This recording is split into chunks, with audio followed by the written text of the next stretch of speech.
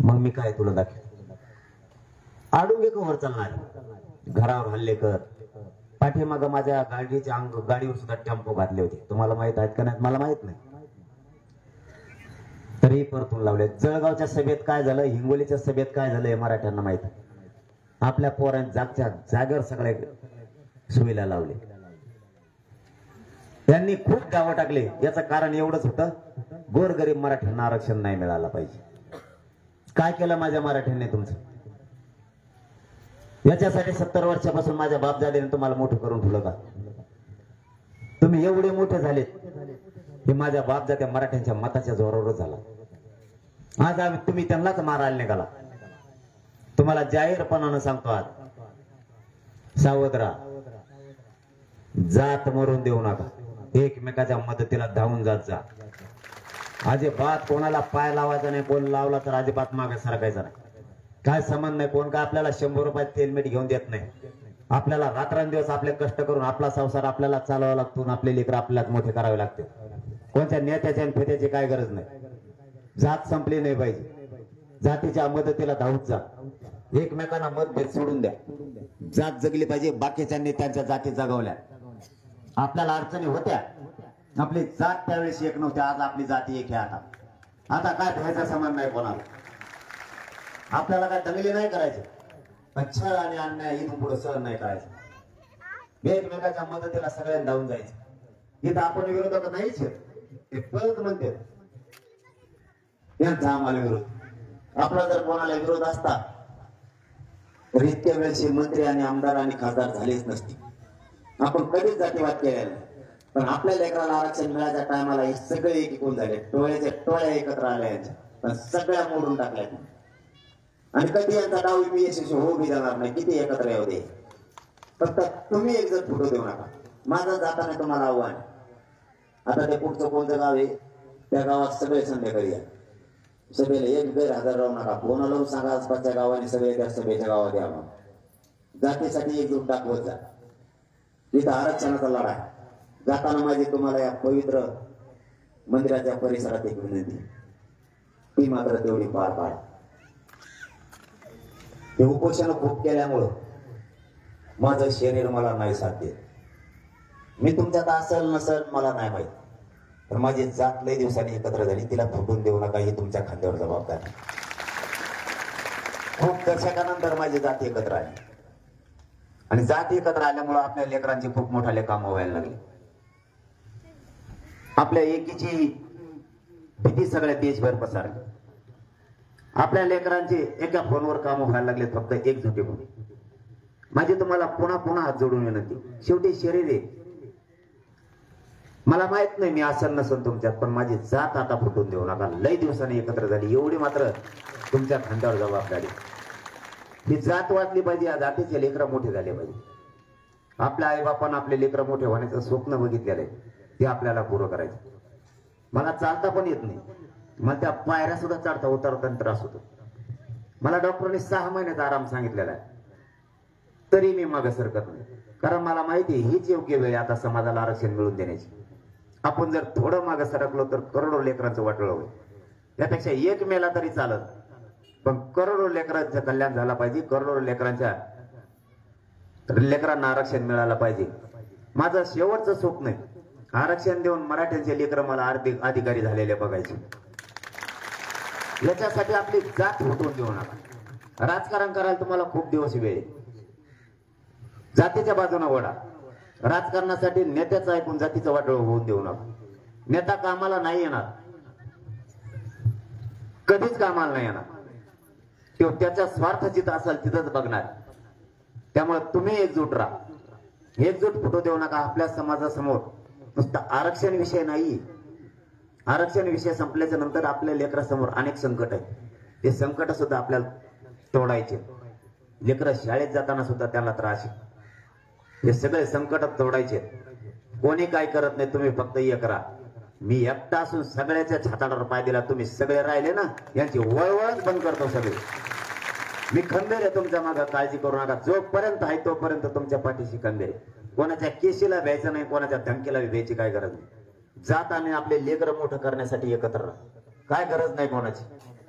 यांनी आतापर्यंत जे द्यायला पाहिजे होतं ते आपल्याला दिलेलं नाही. आपण लढून मिळवलंय. मला डॉक्टरांनी सांगितलं तू तर फिरूच नको आणि आमरण उपोषण तोंडावर शब्द सुद्धा आता आणू नको, तू एका दिवसात सुद्धा मरू शकतो. तरीही मी 4 जूनला या मराठ्यांचे लेकरं मोठे व्हावेत म्हणून पुन्हा आमरण उपोषण पुकारलं. कारण मी मरायला नाही देत. माझा समाज आणि समाजाचे लेकरं मोठे झाले पाहिजे योग पण माझा आहे आणि तो मी कडेला घालणार आहे. माझा या पवित्र मंडपात तुम्हाला शब्द आहे, माझा जीव जरी गेला तरी तुमच्या लेकराला आरक्षण देऊन त्यांच्या डोक्यावर गुलाल टाकल्याशिवाय 1 इंचही मागे सरकणार नाही. जो शब्द आहे माझा तुम्हाला. फक्त तुम्ही एकजूट फुटू देऊ नका. गावाची गावं एकत्र राहू द्या. जातीनं हाक मारली की पळत येत जा. एकमेकाच्या मदतीला उभा राहा, एकमेकाला सहकार्य करा. कारण असही संधी पुन्हा येणार नाही आणि जात पुन्हा एकत्र होणार नाही. खूप दशकानंतर आपली जात एकत्र झालेली आणि याचा धसका राज्यासह देशाने घेतलेला आहे. तो धसका कमी होऊ देऊ नका. तुम्हाला त्यांच्या राजकीय स्वार्थापोटी सांगतील साहेबाकडून राहा, ह्या साहेबाकडून राहा. जात मात्र फुटू देऊ नका. त्याचा एकट्याचा स्वार्थ साधणारे करोडो लेकरांचा नाही. ते तुम्हाला विकास केला म्हणतील, करतो म्हणतील, का उपकार केला नाही. त्यांनी मत सुद्धा घेतलेले आहेत आपले. आपल्या लेकराच्या आरक्षणाचं आयुष्याचं काय किंवा आपल्यासाठी मोठा प्रश्न आहे. तो प्रश्न सोडवायचा आपल्याला. काहीही झालं तरी तुमच्या लेकराला ओबीसीतून आरक्षण दिल्याशिवाय मी हटत नाही. ज्याला खेटायची वेळ येईल त्याला खेटायची माझी तयारी. फक्त तुमची साथ आणि आशीर्वाद सोडू नका. कारण मी तिथं तुमच्या पाठबळावर, तुमच्या आशीर्वादावर आणि तुमच्या जीवावर जीवाची बाजी लावून लढतो. मी तिथं मरायला सुद्धा भेट नाही. तुमच्या पाठबळाच्या जोरावरच मी तिथं बसतो.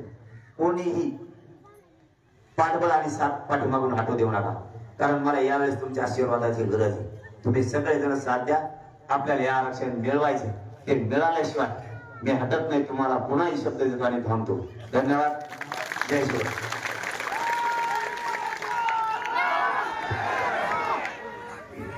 आलेल्या सर्वांना विनंती, जेवल्याशिवाय तुम्ही जाऊ नका. रस्ता द्या. या साईडला रस्ता तयार करा. चला 5 मिनिटाचा रस्ता द्या.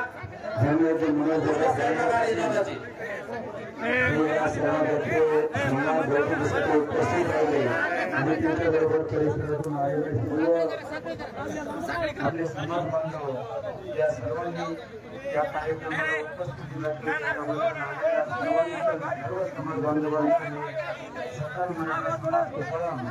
यांच्या वतीनं आभार मानतो आणि सर्वांना एक विनंती करतो की जेवल्याशिवाय कोणीही जाऊ नका. आणि सर्व कार्यकर्त्याला विनंती करतो की पाटलांना गाडीपर्यंत व्यवस्थित पोहोचा. तिथे गर्दी करू नका. सर्वांना विनंती आहे की गर्दी करू नका.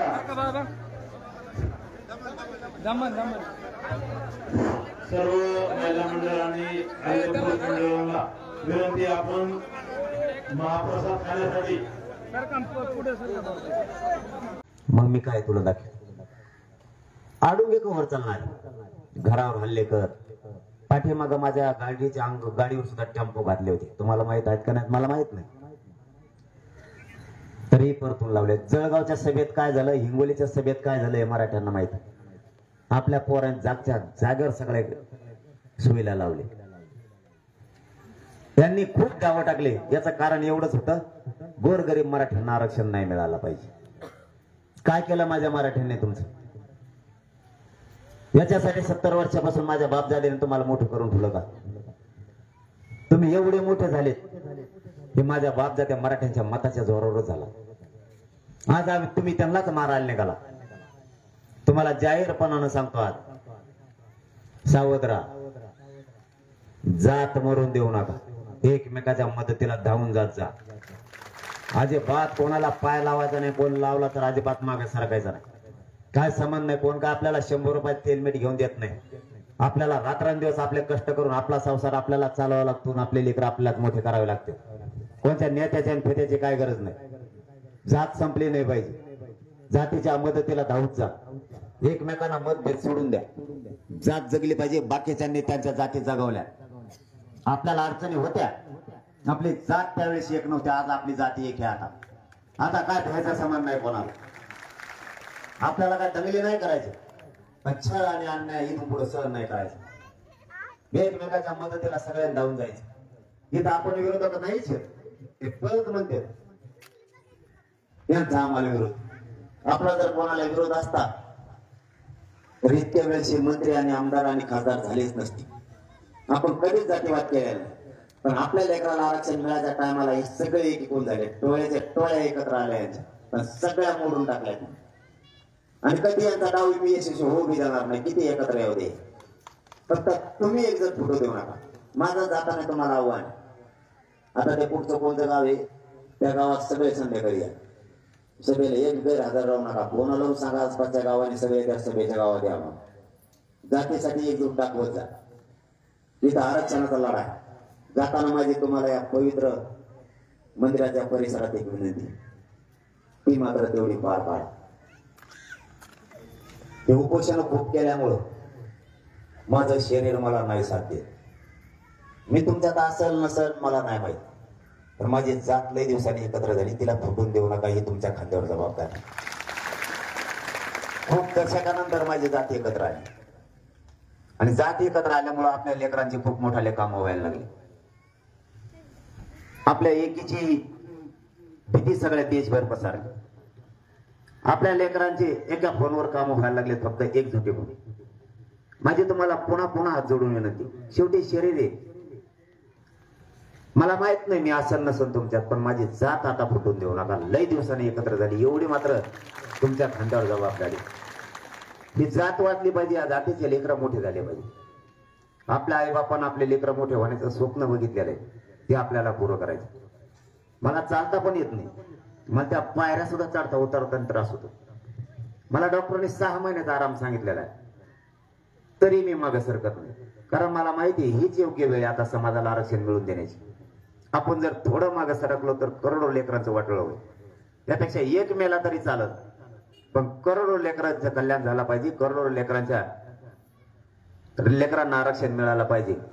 माझं शेवटचं स्वप्न आहे आरक्षण देऊन मराठ्यांचे लेकर मला आर्थिक अधिकारी झालेले बघायचे.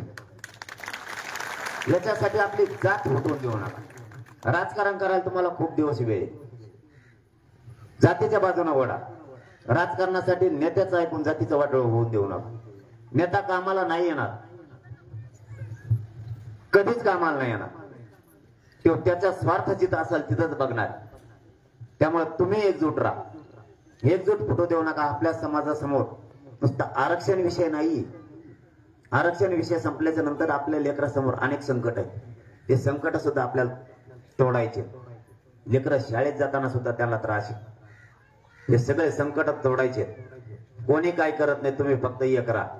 मी एकटा असून सगळ्याच्या छाताडावर पाय दिला, तुम्ही सगळे राहिले ना, यांची वळवळच बंद करतो सगळे. मी खंबीर आहे तुमच्या मागे, काळजी करू नका. जोपर्यंत आहे तोपर्यंत तुमच्या पाठीशी खंबीर आहे. कोणाच्या केशीला भ्यायचं नाही, कोणाच्या धमकीला भ्यायची काय गरज नाही. जात आणि आपले लेकर मोठं करण्यासाठी एकत्र राहा, काय गरज नाही कोणाची. यांनी आतापर्यंत जे द्यायला पाहिजे होतं ते आपल्याला दिलेलं नाही. आपण लढून मिळवलंय. मला डॉक्टरांनी सांगितलं तू तर फिरूच नको आणि आमरण उपोषण तोंडावर शब्द सुद्धा आता आणू नको, तू एका दिवसात सुद्धा मरू शकतो. तरीही मी 4 जूनला या मराठ्यांचे लेकर मोठे व्हावेत म्हणून पुन्हा आमरण उपोषण पुकारलंय. कारण मी मरायला नाही देत. माझा समाज आणि समाजाचे लेकर मोठे झाले पाहिजे, योग पण माझा आहे आणि तो मी कडेला घालणार आहे. माझा या पवित्र मंडपात तुम्हाला शब्द आहे, माझा जीव जरी गेला तरी तुमच्या लेकराला आरक्षण देऊन त्यांच्या डोक्यावर गुलाल टाकल्याशिवाय 1 इंचही मागे सरकणार नाही. हे शब्द आहे माझा तुम्हाला. फक्त तुम्ही एकजूट फुटू देऊ नका. गावाची गावं एकत्र राहू द्या. जातीनं हाक मारली की पळत येत जा. एकमेकाच्या मदतीला उभा राहा, एकमेकाला सहकार्य करा.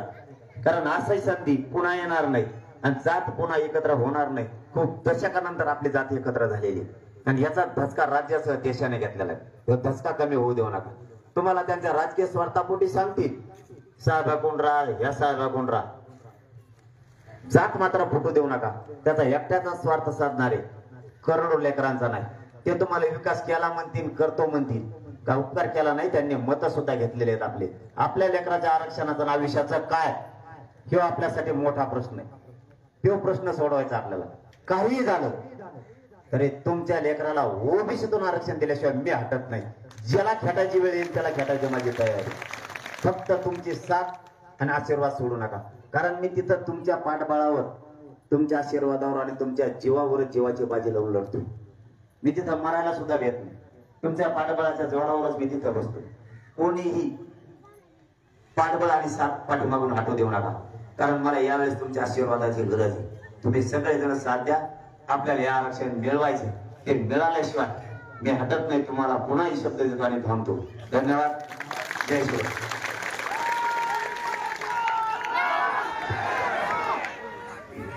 आलेल्या सर्वांना विनंती, जेवल्याशिवाय तुम्ही जाऊ नका.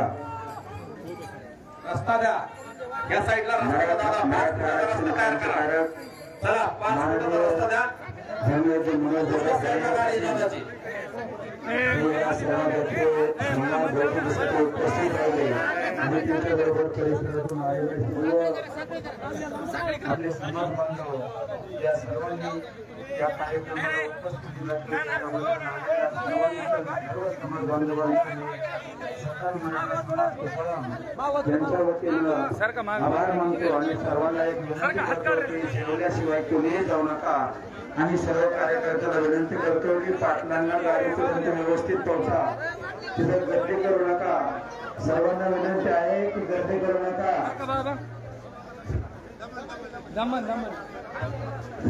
सर्व महिला मंडळ आणि पुरुष मंडळांना विनंती, आपण महाप्रसाद खाण्यासाठी त्याच्या ध्यानात न राहिलं पाहिजे चिन्ह काय होत ते. भाषणात बोलता बोलताच म्हणलं पाहिजे प्रचंड बहुमताने नारायणगडाला विजयी करा. रोज एक पोस्ट टाकायचा यांना. लय हाल केलेत आपल्या लेकराचे, प्रचंड हाल केलेत आपल्या लेकराचे. मी तुमच्या लेकराच्या बाजूने आहे, प्रामाणिकपणाने सांगतो. मी एकालाही म्हणलो नाही की याला पाडा त्याला पाडा त्याला मिळवला. कोणाला पाडा, पण असं पाडा ना 5 एक पिढ्या त्याच्या घरातलं कोणी उभात नाही राहिलं पाहिजे. एवढी वार म्हणून द्या. तुम्ही कोणाला पाडा म्हणतोय? जो सगळ्या स्वराच्या अंमलबजावणीच्या बाजूनं मराठा आणि कुणबी एकच या बाजून असेल त्याला सहकार्य करा. कोणाला पाडा, कोणाला निवडून आणा, पण लय रेटून पाडा. ह्या बाईने त्याचा नातू लय दिवसाने म्हणलं पाहिजे मराठ्यानं आपल्या आजार लयच बेकार पाडिलं होतं. इतक्या ताकदीने पाडा. तुमच्या एकीची भीती आहे, तुमच्या एकीची एवढी भीती आहे. ते गोरगरीब मराठे एकत्र आले, कधी एकत्र येत नव्हते, आपल्याला कोणी भेट नव्हतं. तुमच्या एकीची एवढी भीती आहे. ज्या राज्यात 88 उमेदवार आहेत तिथं एका टप्प्यात निवडणूक. आपल्या महाराष्ट्रात फक्त 48 उमेदवार आहेत, 5 टप्पे. आणि प्रत्येक टप्प्यात त्यांना पंतप्रधान साहेबाला प्रचाराला आणायचं. इथंच मराठा जिंकला. सध्या मोदी साहेब महाराष्ट्र सोडितच नाही. 7-8 गोदाड्या घेऊन आले तर इथंच झोपते, उठतच नाहीत ते इथून. त्यांचे हाल कोणी केले माहितीये का? महाराष्ट्रातल्या काही त्यांच्या भाजपच्या 4-5 नेत्यांनी. त्यांच्यात इतका द्वेष भरलेला आहे मराठ्याविषयी. आई बहिणीवर हल्ला करतील, असणार आरक्षण देणार नाही, खोटे गुन्हे दाखल करतील. ह्या द्वेषामुळं मोदी साहेबांवर तितकी वाईट वेळ आणली त्यांनी की मोदी साहेबाचा एक रूल होता, त्यांचं चिन्ह सोडून ते दुसऱ्याच्या चिन्हाचा प्रचार करीत नाहीत. पण आता कशाचे करते, त्यांना पटकाच उलटा घातला जणू काल. इतके भाव सोडून गेले ती. ते म्हणले दुरुस्त सरळ करो ना. त्यांच्यावर सुद्धा इतकी भयान वेळ आणली यांनी. मराठा कधीच भाजप विरोधी नव्हता, मी खरं सांगतोय. मग त्यांचा काय शत्रुत्व आहे का? आणि महाविकास आघाडीने काढले तुपाचे डबे आणून दिलेत का आपल्याला? हे दोन्ही सारखेच आहेत. पण आता आपण उमेदवार दिला नाही, त्यामुळे मराठी काय आता असं बटन दाबा, ह्या बाहेर कोणाचे दाबा, बटनाचं वर नाही आलं पाहिजे.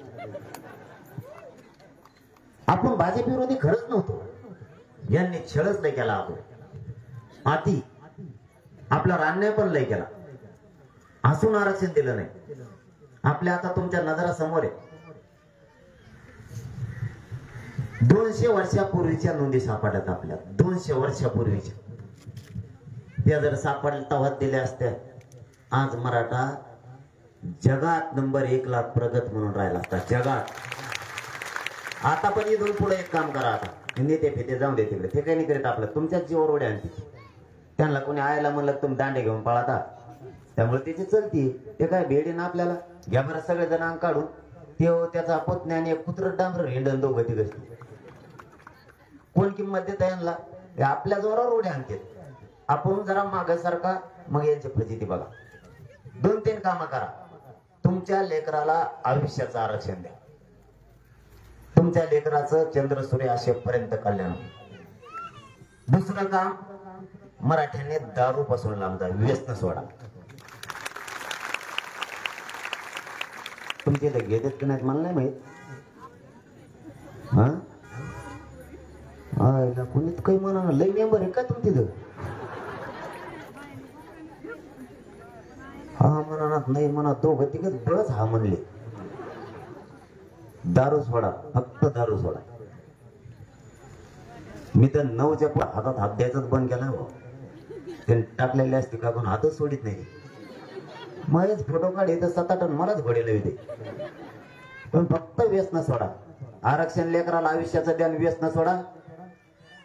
भारत देशात मराठा नंबर 1 ला राहणार, प्रगत जात म्हणून. फक्त व्यसन सोडा. उद्यापासून दारू बंद करा आणि बांध फोडायचे कमी करा. बांध फोडू नका एकामेकाची. दिवसभर गावात हिंडत येत तिसरा वारात भरपूर घेऊन जाते बाण टोकरतो. काय टोकरतो रे? 5-5 पिढ्यात झाले ना आपले लोक बोलणं राहू एकामेकाला. त्यानं 2-2 फोटो सोडून का मरायला लागले? काय गरज आहे? उपास तो कामाची काही गरज आहे का? 8 ते 9 महिने झालं आंदोलन सुरू आहे आपलं. महाराष्ट्रात मराठ्यांची पोलीस स्टेशनला एक सुद्धा केस नाही, एक सुद्धा. इतका मराठा आता हुशार झाला. आपल्याला साथ द्यावा लागणार आहे. आपल्याला एकमेकाला सहकार्य करून मोठं करा. आरक्षणाची काळजी तुम्ही करायची नाही. मी खंबीर आहे. फक्त तुम्ही फुटू नका. तुम्ही एकजूट फुटून देऊ नका. आरक्षणाची काळजीच नाही करायची. त्यांची आतापासूनच तयारी सुरू झाली, तुम्हाला माहित नसतं. एकदा 20 तारखेला आचारसंहिता शिथिल झाली की ते म्हणते हे मागं लागणार. त्यांना आत्ताच स्वप्न पडायला लागलेत लगेच. खरं सांगतो मी तुम्हाला, खोटं नाही. कारण मी तुमच्याशी गद्दारी नाही करू शकत. तुम्हाला कधीच धोका देणार नाही, कधीच. मला तर धोका तुम्हाला द्यायचा असताना इतकी भारी संधी आली ती मला. आता सगळेजण खासदार व्हा म्हणत होते मला. तुम्हाला धोका द्यायचा असतं तर परत माझ्याजवळ 1 रुपया बी नाही. किती मजा झाली. खासदाराला पगार आहे. एक बी पक्ष माझ्या विरोधात उमेदवार देणार नव्हता, एक सुद्धा. एकाही जाती धर्माचा मला विरोध नव्हता. बिनविरोध खासदार झाला असतो का नाही? किती मजा झाली असती. मग असे पैसे नाहीत माझ्या. खासदाराला पगार, दिल्ली जायला रेल्वे फुकट, विमान फुकट, तिथं बंगला बी म्हणतात राहायला. मग आपली बायकोन मी दोघं जाऊन गुलाबजामू खाल्ले असते. किती मजा झाली असती. लात मारली मी त्याच्यावर, लात माझ्या जातीसाठी नाही गरज मला ते.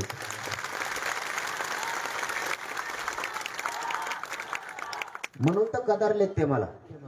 कदरायचं कारणच ते. त्याने माझ्या पुढे खरं सांगतो पुरे हातात टेकले. त्यांनी सगळं घाबरिलंय मला.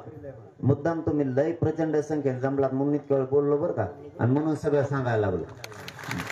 मला आनंद वाटला तुमच्या एकजुटीचा. खरं सांगतो अशी एकजूट ठेवल्यावर जात मोठी व्हायला, जातीचे लेकरं मोठे व्हायला वेळच लागणार नाही. मला त्याचा आनंद वाटला. माझ्यावर लय डाव टाकलेत त्यांनी. सुरुवातीला डाव टाकला माझ्यावर त्यांनी. माझ्याकडे त्यांचे डॉक्टर आले सरकारचे आणि तपासायला सुरुवात केली. ते डॉक्टर म्हणता याला किडनीच नाही. मला मी फुल टेन्शन मध्ये आलो. म्हणलं माझ्या बापाने मला तपासलं नाही. एका किडनीवर मी 23 उपोषण कस काय केले. मग उपोषण सुटलं. डॉक्टरकडे गेलो. त्याला म्हणलं भाऊ मग काही तपासा नको, पहिल्या किडनी आहेत का बघ मला. ते डॉक्टर तुटूनच पडलं. घर टंगडीवर, घर मुंडगावर, डोळ्यावर बघ, खाली वापरून बघ. त्याने बेजार केलं. 2 किडन्या निघाल्या मला. मग पाहिलं का जनावरांचा मागचा आणला होता का. त्यांचा तेवढा फेल झाला. मग यासाठी नेमली आमदाराचं, मंत्र्याचं. 75 वर्षात तुम्ही ज्यांना ज्यांना मोठं केलं त्या आमदाराचं आणि मंत्र्याचं काम आहे.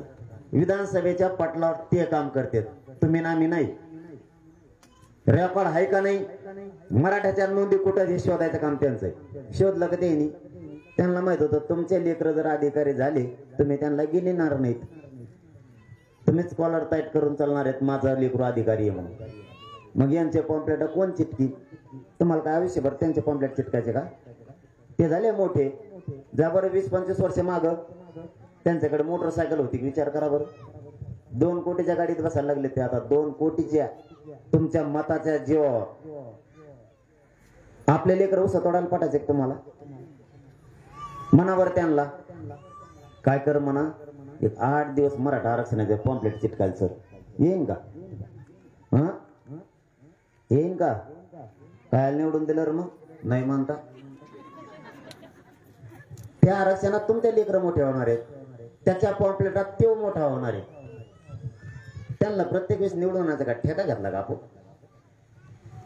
काही काही तर एक नेताच म्हणला माग तेव्हा म्हणला आरक्षणाला नोकऱ्या लागत नसत्यात, मग दिन तो सोडून तू काय घेऊन बसला रे बगलात गुतून सगळं. आम्हाला काय मिळायचं म्हणलं की लगेच शक्कल शोधून आणते, त्याने काय होत नाही. आता हे बंद करायचं सगळं. कोणा सभेला जायचं नाही, कोणाचा प्रचार नाही, काय नाही काय नाही. आपल्या नारायणगडाचे रोज एक पोस्ट टाके जा, मोबाईल आहेत का सगळ्याला?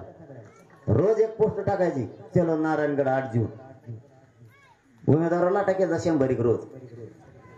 त्याच्या ध्यानातच न राहिलं पाहिजे चिन्ह काय होत ते.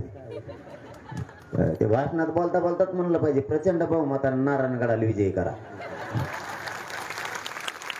रोज एक पोस्ट टाकायचा यांना. लय हाल केलेत आपल्या लेकराचे, प्रचंड हाल केलेत आपल्या लेकराचे. मी तुमच्या लेकराच्या बाजू नाही, प्रामाणिकपणाने सांगतो. मी एकालाही म्हणलो नाही की याला पाडा त्याला पाडा त्याला मिळणार. कोणाला पाडा पण असं पाडा ना 5 पिढ्या त्याच्या घरात लगून उभात नाही राहिलं पाहिजे. एवढी वार म्हणून द्या तुम्ही कोणाला पाडा म्हणतोय? जो सगळ्या स्वराच्या अंमलबजावणीच्या बाजूनं मराठा आणि कुणबी एकच या बाजून असेल त्याला सहकार्य करा. कोणाला पाडा कोणाला निवडून आणा, पण लय रेटून पाडा ह्या बाजून. त्याचा नातू लय दिवसाने म्हणलं पाहिजे मराठ्यानं आपल्या आजा लयच बेकार पाडील होतं. इतक्या ताकदीने पाडा. तुमच्या एकीची भीती आहे, तुमच्या एकीची एवढी भीती आहे. ते गोरगरीब मराठे एकत्र आले, कधी एकत्र येत नव्हते, आपल्याला कोणी भेट नव्हतं. तुमच्या एकीची एवढी भीती आहे. ज्या राज्यात 88 उमेदवार आहेत तिथं एका टप्प्यात निवडणूक. आपल्या महाराष्ट्रात फक्त 48 उमेदवार आहेत, 5 टप्पे. आणि प्रत्येक टप्प्यात त्यांना पंतप्रधान साहेबालाच प्रचाराला आणायचं. इथंच मराठा जिंकला. सध्या मोदी साहेब महाराष्ट्र सोडितच नाही. 7-8 गोदाड्या घेऊन आले तर इथंच झोपते, उठतच नाहीत ते इथून. त्यांचे हाल कोणी केले माहितीये का? महाराष्ट्रातल्या काही त्यांच्या भाजपच्या 4-5 नेत्यांनी. त्यांच्यात इतका द्वेष भरलेला आहे मराठ्याविषयी. आई बहिणीवर हल्ला करतील, असणार आरक्षण देणार नाही, खोटे गुन्हे दाखल करतील. ह्या द्वेषामुळं मोदी साहेबांवर तितकी वाईट वेळ आणली त्यांनी की मोदी साहेबाचा एक रूल होता, त्यांचं चिन्ह सोडून ते दुसऱ्याच्या चिन्हाचा प्रचार करीत नाहीत. पण आता कशाचे करते, त्यांना पटकाच उलटा घातला जणू काल. इतके भाव सोडून गेले ती. ते म्हणले दुरुस्त सरळ करो ना. त्यांच्यावर सुद्धा इतकी भयान वेळ आणली यांनी. मराठा कधीच भाजप विरोधी नव्हता, मी खरं सांगतोय. मग त्यांचं काय शत्रुत्व आहे का? आणि महाविकास आघाडीने काढले तुपाचे डबे आणून दिलेत का आपल्याला? हे दोन्ही सारखेच आहेत. पण आता आपण उमेदवार दिला नाही, त्यामुळे मराठी काय आता असं बटन दाबा ह्या बाहेर कोणाचे दाबा, बटनाच वर नाही आलं पाहिजे. आपण भाजप विरोधी खरंच नव्हतो, यांनी छळच नाही केला. आपण आती आपल्यावर अन्याय पण लय केला, हसून आरक्षण दिलं नाही. आपल्या आता तुमच्या नजरासमोर आहे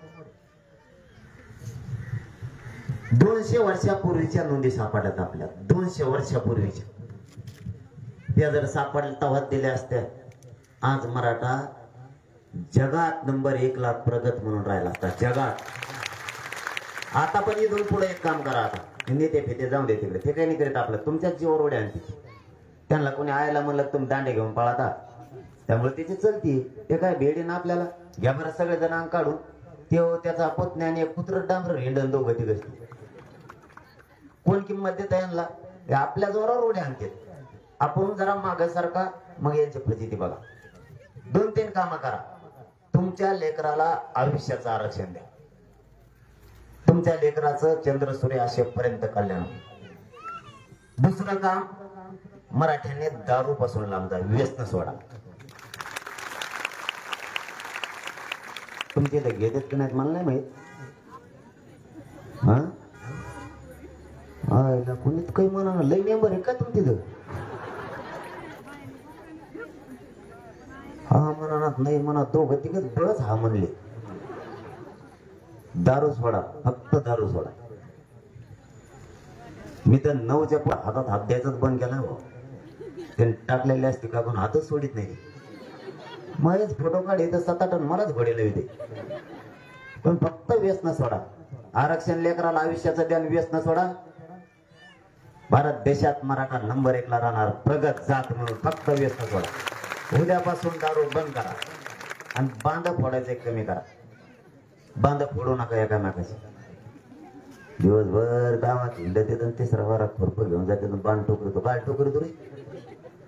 5-5 पिढ्यात झाले आपले लोक बोलणं राहू एकामेकाला. त्यानं 2-2 फोटो सोडून का मरायला लागले? काय गरज आहे? उपास तो कामाची काही गरज आहे का? 8 ते 9 महिने झालं आंदोलन सुरू आहे आपलं. महाराष्ट्रात मराठ्यांची पोलीस स्टेशनला एक सुद्धा केस नाही, एक सुद्धा. इतका मराठा आता हुशार झाला. आपल्याला साथ द्यावा लागणार आहे. आपल्याला एकमेकाला सहकार्य करून मोठं करा. आरक्षणाची काळजी तुम्ही करायची नाही. मी खंबीर आहे. फक्त तुम्ही फुटू नका. तुम्ही एकजूट फुटून देऊ नका. आरक्षणाची काळजीच नाही करायची. त्यांची आतापासूनच तयारी सुरू झाली, तुम्हाला माहित नसून. एकदा 20 तारखेला आचारसंहिता शिथिल झाली की ते म्हणते ते मागं लागणार. त्यांना आत्ताच स्वप्न पडायला लागले लगेच. खरं सांगतो मी तुम्हाला, खोटं नाही. कारण मी तुमच्याशी गद्दारी नाही करू शकत. तुम्हाला कधीच धोका देणार नाही, कधीच.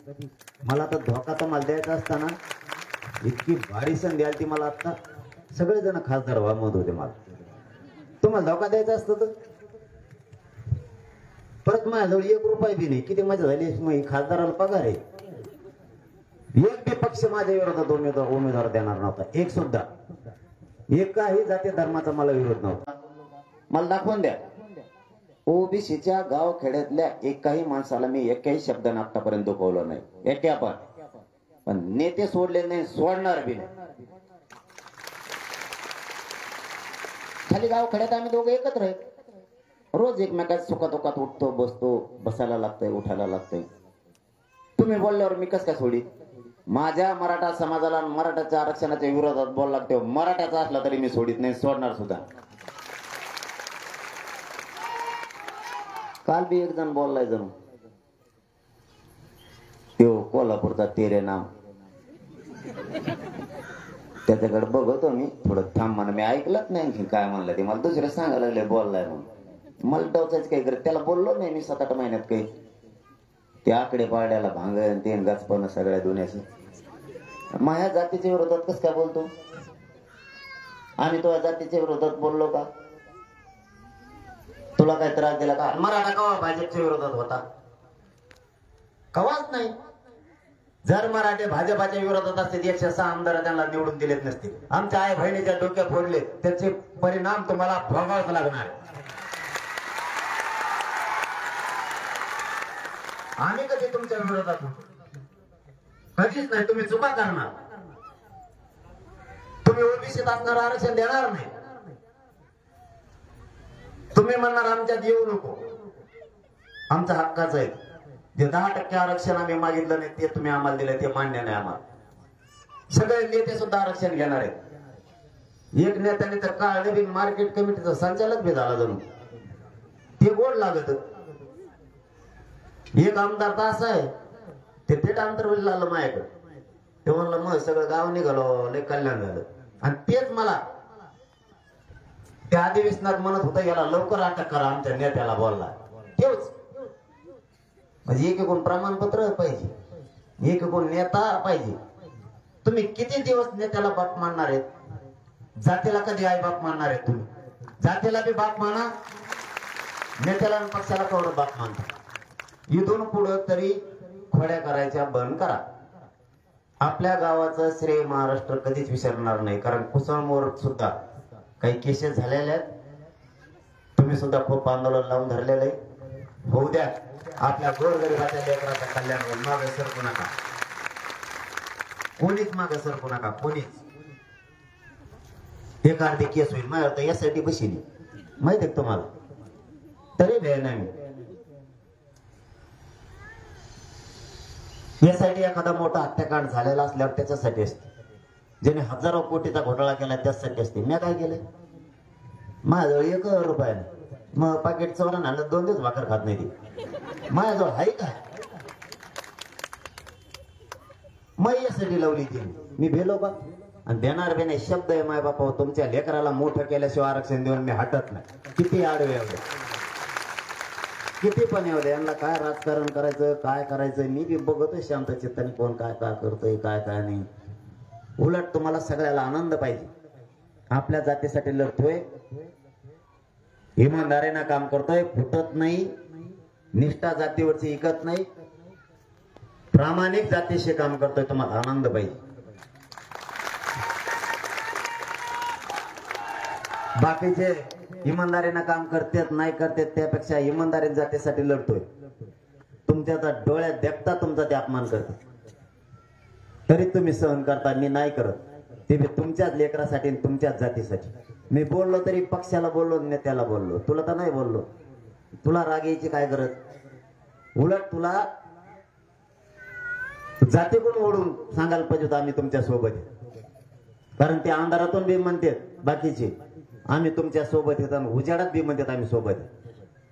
मायबाप तुम्हाला लाखातला या पवित्र मंदिरासमोर सांगतो, 70-80 वर्षापासून आपल्या जातीनं छळ सहन केला, अन्याय सहन केला.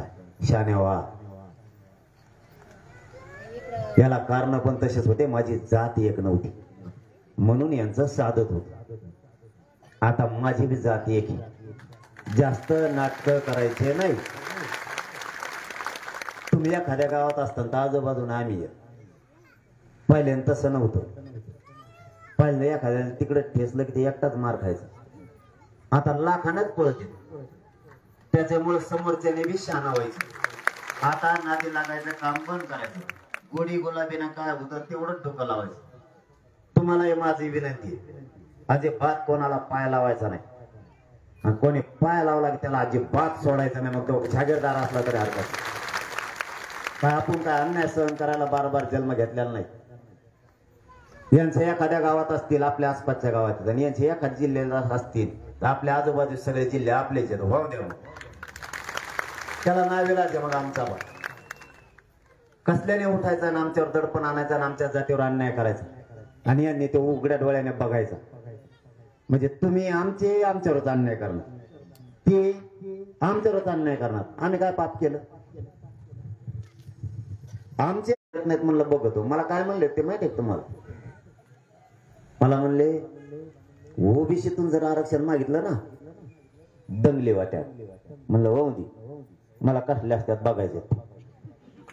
मला दंगलच बघायचे कसले.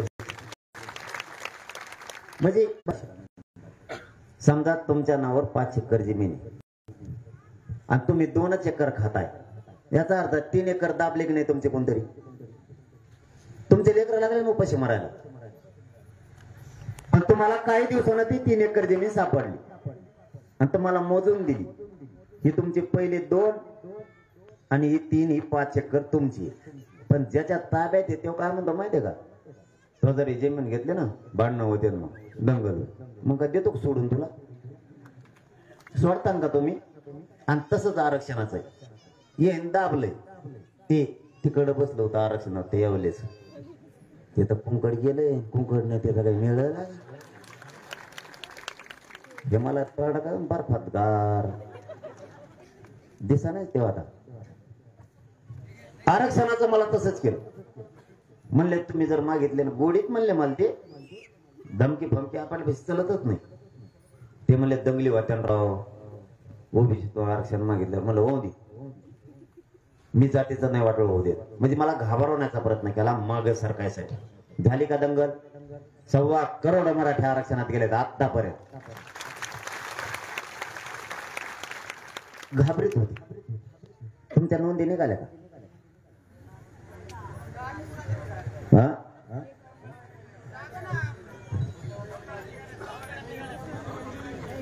नाही एक बी. तुमच्या नामची का भावकी होती काय? आमच्या अंतरवलीचा मिळत लागा ना आणखी.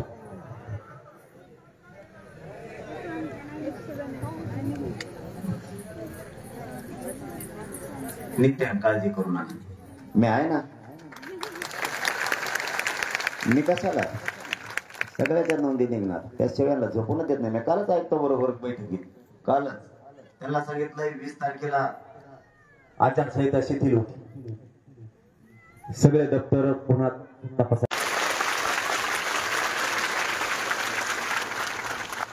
माय बाप हो, हा संघर्ष स्वतःच्या लेकरांच्या मुलांसाठी, हा कोणत्या राजकीय पक्षाच्या नेत्यासाठी संघर्ष सुरू नाही. कोणाला सत्ता हस्तगत करण्यासाठी सुद्धा हा संघर्ष नाही. हा संघर्ष मराठ्यांच्या घराघरातले करोडो लेकर मोठे गरिबांचे व्हावेत म्हणून हा संघर्ष सुरू. आणि याला कुणी अडवाला, यो संघर्ष करीला जाणारी त्याला तोडून पुढे मी जाणार.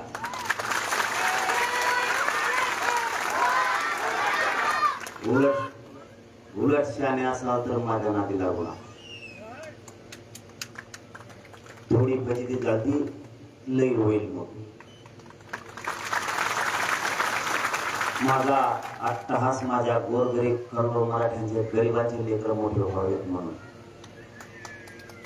माझ्या लेकरांना, माझ्या मराठ्यांच्या पोरांना अन्याय नाही झाला पाहिजे, तेही नोकऱ्याला लागले पाहिजेत म्हणून हा संघर्ष सुरू.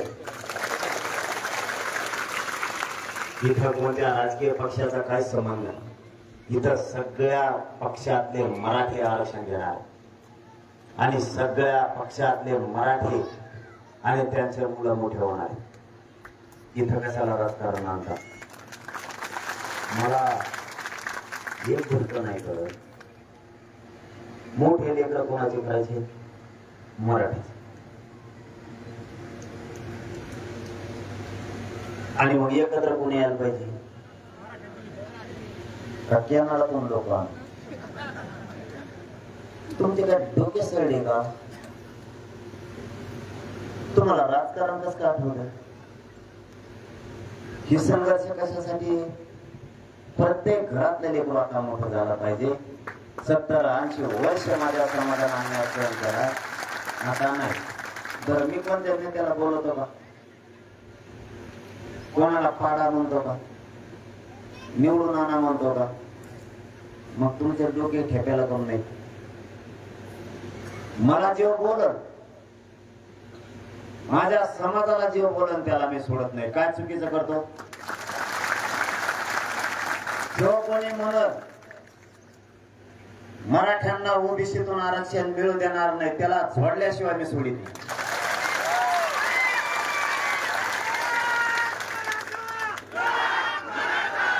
मी काय चुकीचं करतो? तुमच्या लेकरं तुम्हाला मोठे व्हाय वाटत नाहीत का? आपल्या आई बाबा रात्रंदिवस कष्ट कशासाठी करतात? माझ्या वाट्याला आलेलं कष्ट माझ्या लेकराच्या वाट्याला आलं नाही पाहिजे म्हणून रात्रंदिवस कष्ट करून आपले मायबाप पोरं शिकवतात. त्यांना जर आरक्षण मिळालं तर राज्यापासून केंद्रापर्यंत नोकरीतला टक्का आपला वाढणार आहे. आरक्षणात एवढी ताकद आहे. पाठीमागच्या आठवड्यात 27 PSI फक्त आरक्षणावर झालेत मराठ्यांचे. 2 मुली आणि 2 मुलं उपजिल्हाधिकारी झाले. जो केंद्रापासून राज्यापर्यंत 1 वर्षात किंवा 2 वर्षात बघा तुम्ही, राज्यापासून केंद्रापर्यंत प्रचंड लाखोच्या संख्येने मराठीचे लेकर अधिकारी झालेले असणार. तुम्हाला हे सुचायचं सोडून नेत्याची अवदसा कोण सुचली कवर काढी लावता तो नेता मोठा होईल आम्हाला तो घुस तोडायला तो आहे नेत्याचा संबंध काय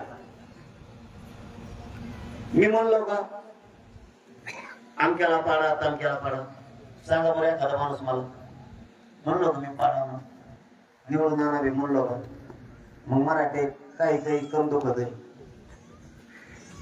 हो मानात लागू नको असं टंबळ वाजेल तो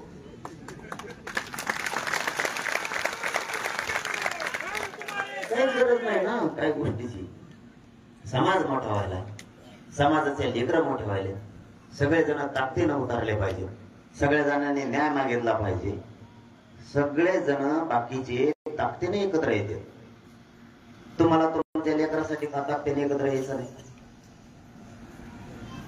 तुम्हाला बोललो तुम्हाला दुखवलं असं काही झालंय का मग एकत्र करायचं नाही तुमच्या तोंडावर म्हणते ते उलट तुमचं खरं तिथं दुखायला पाहिजे तुमच्या तोंडावर ते म्हणतात ओबीसीला धक्का लागून देणार नाही आरक्षण म्हणतात का नाही लाजा वाटल्या पाहिजे तुम्हाला ऐकायला त्यांचे उठून गेले असते टपाटपाच लगेच आता मी थोबाड घेऊन ते येऊन बसला टाळ्या वाजेतून दातड काढितो काल काढितो रे तोंडावर म्हणले ते मै जोवर जिवंत है तोवर आरक्षण नाही घेऊन देणार नाही घेऊन देणार मै जिवंत आहे तोवर नाहीच घेऊन देणार ओबीसी अरे घेतला ना भाऊ तुला मेळ नाही लागला गेलो तर आम्ही ते म्हणे मागच्या दारातून आले परवाचा विषय जाणून येऊ अरे पुढून आलोत ना काचा काचा सगळ्याला तुडी मागून पुढून आलो हे बघा मी विरोध केला का आधी तुम्हाला बोलायची काही गरज आहे का तुम्ही बोलता मग मला नाही दम निघत परत ते म्हणणार या जिल्ह्यात ओबीसीचा आणि मराठ्याचा वाद आहे कुठे वाद आहे कुणाला दिसला का आपल्याला तुम्ही मनानेच कसं काय म्हणता बरं म्हणतेत बी असं मराठे सगळे एकीकून झाले तर आपले ओबीसीचे लोक फॉर्म काढून घ्या मला कोणतरी सांगितलं आता गाडीत मला माहित नव्हतं आता हे मराठ्याच्या नेत्याला त्यांचं सगळं हिंडणाराला ऐका वाटतं का मग ते अपमान आहे त्यांचा तुम्ही त्यांच्या बाजून असून जर ते म्हणत असले मराठी एक झाले तर मग बाकीच्या पहिल्या लाईनीत बसलेले कोण आहे तुमच्या तोंडावर जर तुमच्या लेकराच्या तोंडात हाणत असले तर तुम्हाला लाजा वाटल्या पाहिजे थोड्या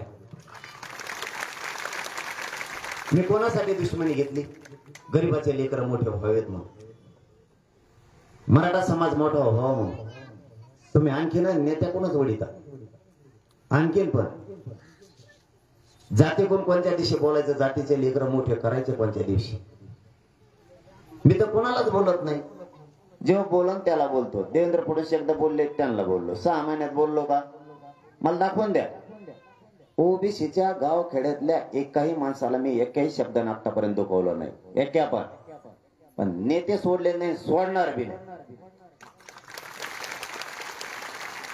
खाली गाव खेड्यात आम्ही दोघं एकत्र आहे रोज एकमेकाच्या सुखादुखात उठतो बसतो बसायला लागतंय उठायला लागतंय तुम्ही बोलल्यावर मी कस काय सोडी माझ्या मराठा समाजाला मराठाच्या आरक्षणाच्या विरोधात बोल लागते मराठ्याचा असला तरी मी सोडित नाही सोडणार सुद्धा